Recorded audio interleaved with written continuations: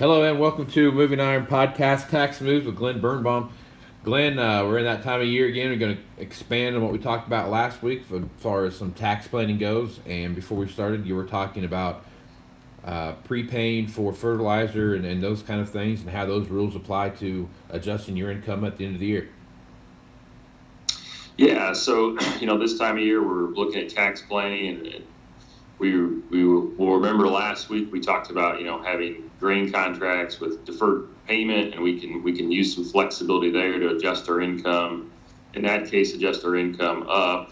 So that's kind of one lever in tax planning is our grain contracts. The second lever is depreciation, and we've talked about depreciation, over the few months here, where we can, kind of pick a depreciation number that we want, right? We can either take bonus depreciation or not, or take what's called Section 179. So we have some flexibility there. So that's kind of the second lever. But the third lever is prepaid expenses, where we can pay for fertilizer, we can pay for chemicals, we can pay for seed. And most farmers are on the cash basis method of accounting. So, if we need to get our income down, this is another tool in our toolbox, so to speak, prepaid expenses. So we want to talk about that today and talk about some limitations, because there is a couple things that can potentially cause an issue. Okay. So first of all, what are we talking about? We're talking about fertilizer and chemicals. Generally speaking, one of the main things is you really can't pay for more than next year's use, right? So if I pay for 3 years of fertilizer, IRS could come in and say, that's not really appropriate. If you're paying for next year's fertilizer needs, next year's seed needs, that's okay. But you start talking 2 or 3 years, you probably have a problem. So just keep that in mind. Another big thing is you really need an invoice from the fertilizer company, from the seed company, spelling out specifically what exactly are you purchasing.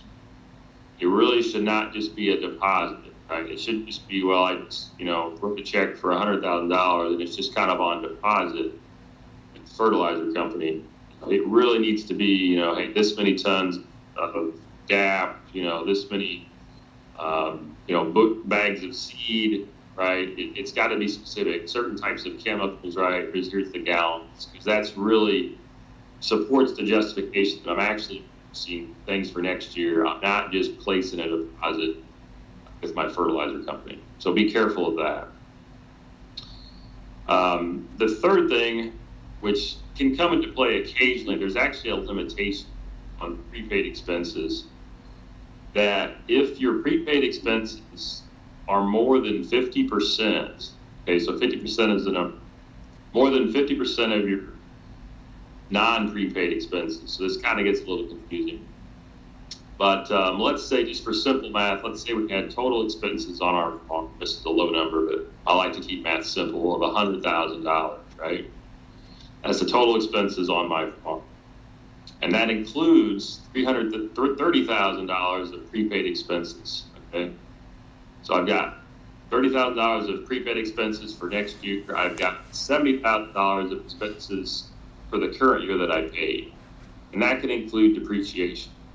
So 50% is my limit. I take 50% of the $70,000, okay? That's $35,000.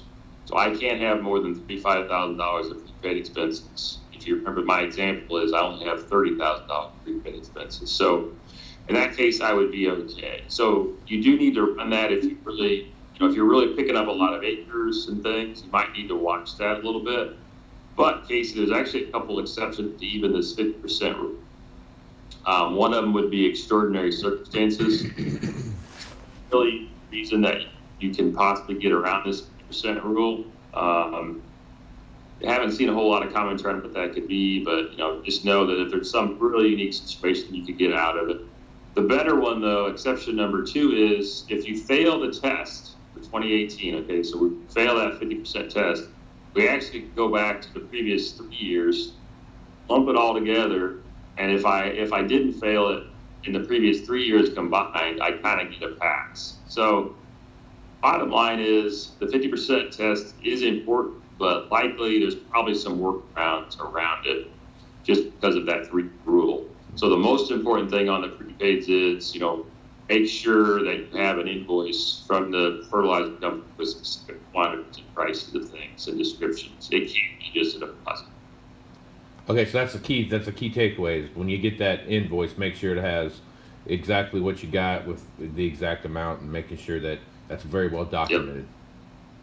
Yep, it cannot be just a deposit. So and the seed companies, fertilizer companies, they should know this too. So they should be helping you out to better document things. So. Right on. Okay, Glenn. What else? Anything else you want to throw out there before we shut this down today? I was hoping we'd be able to talk a little bit about the new interest limitation rules. The new rules were supposed to be released here this week. They haven't been yet, so that could. We had talked in the past about if potentially, even though you're under 25 million in revenues, you still might be subject to these interest limitation rules if you're considered a tax shelter.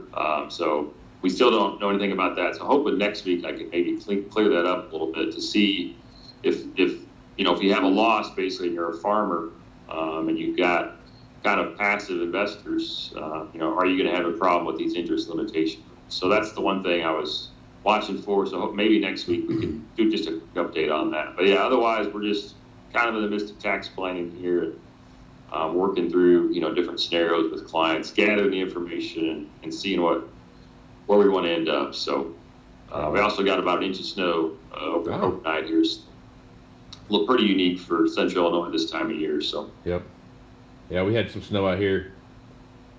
South of us, they got a little more. South and east, they got a little more than we did, but it is. It's cold. We got the cold out of it. So. Yeah, I think it is going to be cold tonight. So. Yep. Makes you think about winters.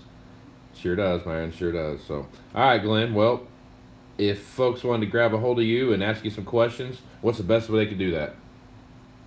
Yeah, here at Hienold Banwart, our phone number is 309-694-4251. You can definitely feel free to call me or look me up on Twitter at Glen Birnbaum. Lots of good information out there in his Twitter feed, folks, to take advantage of that. Glenn, it's always been fun, and we'll talk to you next week. Till then, have a good rest of the week and a good weekend. Okay, thanks, Casey. You do the same. All right, buddy. Take care.